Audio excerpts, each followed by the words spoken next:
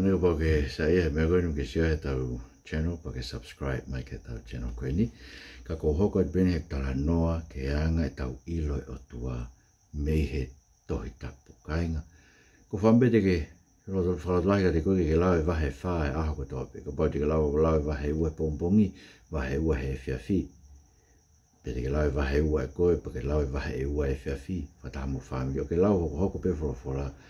ko ke o se to tapu ho lau to ta he ta ko ke o hange ha me fo o ngai me ko ko fa ria ke ta programa ko ni ngai me ko ke finangalo o tua ke fai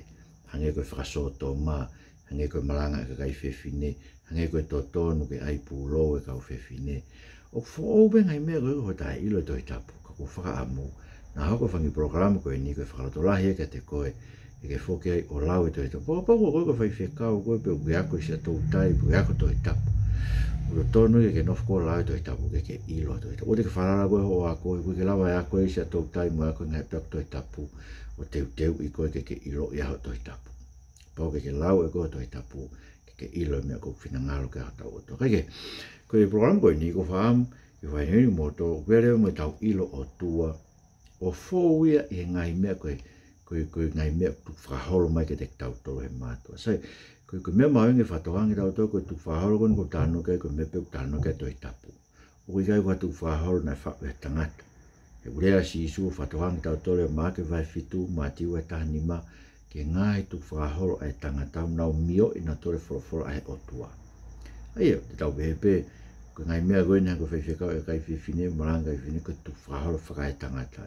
ngai me gana no tari fa so to ma ko ngai tu fa hol fa tangata ia tau afe ki tau toke ko me gon ke tau fa waro to ko te to ton ki ai pulo be ai veiri be ai tata ka o fe fineia ko ngai tu fa hol fa tangata pe ia tau tolo pe ko fa mi fa foki tau toke ngai me ko ina to tapu ko ngai tu fa hol le ia ko te tau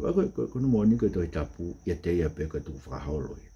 me ko tu mai ke te tau tolo ngai to tangata ki tau wako ki tau ilo ai fina ngalo o tua ia ko ngai me ni tau ilo ko ulo aki tau ilo o tua me ka kaina na usio tonu he o tua whanau ko tāna na ua pita a pita e ua pita wharu aki vesta no tāna hei ko mau whai ke ngai whananga ne whao ke whahinga e kakai ai mau ongo atu mawhi tau eiko si sukraisi mo e ne toi hoko mai ka koe kau sio tonu ki mau tolu i hono lana ai kuhinga pita ki ai me ka apostolo kau e pe mo Paulu e ko pita vai tolu mai noi na ilo e pita ngai tohe o Paula pena ni lau e ngai tohe o Paula o tatau be no mafai mo e mafai e ngai tohe ke ho e tohe tapu ai pe pita na ka ko mau fai ngai fananga ko ngai ko speli no mau fai e ngai tohe mau fai o kai ko fa o ke whakahinga i hakakai kana mau ngo atu ai me na mau sio tonu ai ko me ngana wenga a si so ko ia Tomasi ko ke si ko ke tui ko ke mamata ke te au manuia ka ko ia nei kai mamata ka tui ai ko hinga si su na si hau fu ka na ha Tomasi talang he to hongo fulu mamata ke e ki pena ton ke tui ai pe Tomasi ki ai ne on te ke mamata he ke talang fu e ka pa be ke tui ka ko mamata ke e ki pa e ki hare ma e ki pe tanga va e ki ai Tomasi ko ke tui manuia ina to ka ke mamata ai ko ne uinga ko ke tau mamata ki tau me ne mamata pita ma ka apostolo ne ke mamata Tomasi me no mamata ke to hongo fu ko na ton ke tu i be tanga to hongo fu ki ai ko en ko mamata ke ki na to fili fo ki moi mataias to ta hawa ki na to le hiri mate ko pekia siutasi ke ko uinga sioton ko kau sioton we no hito no me to tapu hara tau tol o tui ke monu ia ngau tol ne ke tau sio no ia tau tol te ke tau sio e mena nau sio ai a pita ma apostolo ka tau tui ke me no hita ko no ko ta no Paula ke ne ma e lotu me ne Matu'a se mau inga Matu'a ke mo nga ko yo mo whanau ui mai whanau o eri ake whanau mo tol ko ui murini o te mo ngā ue ua ke mai paanga ai ato ta ke no fe ape fe afio to ngai ki whanau ai nau homework pe rege ngatai kai whai lotu whatamu ki whanau ko ia.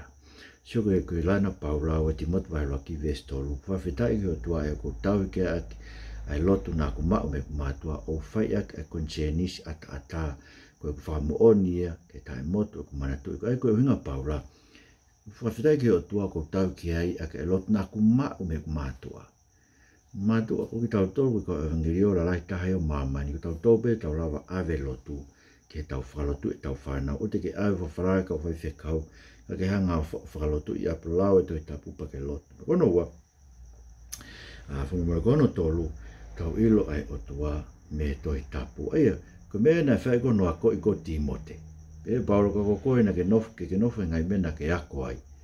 Ai ngai mena e whamahino atu ko ilo ke hanga ka kai na ke ako me pe moe talu ho vare ku ke maheni me toi tapu. Ai aku ne mawhai ke whakapoto koe ke mai whakamoui e tui ku ia karaisi. Sio ko Timote, talu ne vare mono ako ke e toi tapu. Sio ko hanga e tau ilo, ko hanga e Matu'a e ilo Otua e tau whanau. Ka pau ke whemau ke tuku hatu whaholo le reigi o whanau, o koe paanga, o koe api, koe whare, o koe hakoula, tuku ke te nau toi tu whaholo toi tapu. Hangai ko Timote. Pakono whahao si rewa. Tau ilo e Otua, koe ngai tu whaholo le reina mai mea si isu ke ka apostolo, pana hangarewa hiki tohi ia i he toi i he whakafo. Aigo mena uhinga e kono ke ia tu whaholo whakai tangata, e koe tu whaholo whakai tangata me be tau tuk whaoha ke ahon, whihanga hangai ia mo toi tapu. Sia? Neu tau ilo ke tu whaholo whakai tangata pe ia, ngai mea kou whotu he ngai siasi ke nau tui ki ai, ka uku whepaki o whenga ngai me toi tapu, ko tu whaholo whakai tangata, ka koe pe ngai tu whaholo a toi tapu. Ei ngau sio koe whakafo, koe ngai tu whaholo la lahi pe e ua tu mai me ka apostolo ke te tatu. Koe ula gen koe kosperi, tana kia Paula e rako in toba he, taha ni mawes ura ki ke wha, ai une pe, koe taha ngai mea na fuafua tuku atu, aia na aku mau e au a ensio. Ai koe mea koe ni koe kosperi, ne pe kia Christ koe koe tau ngahi hala, whatau ke toi tapu, pena te rio ia, pena whotu ia no atolu, whatau ke toi tapu, rako in toba tani ma, ves ura ki ke wha. Ai koe ne uhinga, koe mea na ne mau e ia, na e tuku mai mea Christ me ka apostolo ki ai. Hiu ne tala mai, koe mea whakaha me taha mai, pena ni hangarewa tuku ia ki he siasi. Ai koe mea mahu ingai, koe ngotu whahalo lai beo as mea me toi tapu, koe pe, pia moe oho mohe ai eki e rakrinto vai taha, pia kau ai pia moe ai pūlou e kau whewhine, ai veiri e kau whewhine, ai koe whailonga pure i ai e rakrinto vai taha ai, whahalo e taha ke oe, e whai ako naki, e kau whewhine, pe te nau pure ki e tangata. Sio koe ngai, tu whahalo reu ta mairewa e Paula i ua te Saronaika vai ua, vesta ni mako. Ngai mea koe na mo whanonga e ki mautol, e maurea mo e tohi, mo tauhi. Sio? Rea mo e tohi. E koe nau tohi eni, ai whakafo o upa, mea ke tonu ai, koe tu whahalo e ke tau tauhi. Ta mai ta koe ni mai ke pehe mau tauhi ma ko whorofora. E Sisu Christ mo whamu. Amen.